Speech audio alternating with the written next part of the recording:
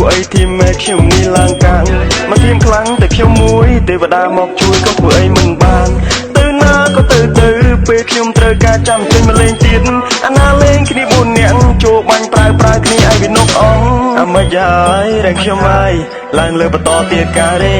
ខ្ញុំខ្លាំងគ្នាខ្ញុំអន់4ស្មាដែរមិនក៏បាញ់ចាញ់ទេ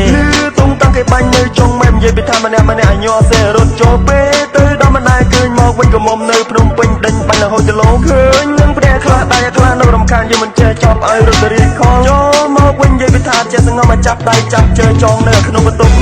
ដករែងតែរត់ដៃព្រោះអីធីមមេខ្ញុំនេះឡើងកាំងមកធៀមខ្លាំងតែខ្ញុំមួយទេវតាមកជួយក៏ធ្វើអីមិនបានទៅណាក៏ទៅ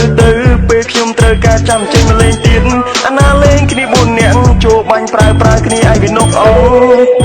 ង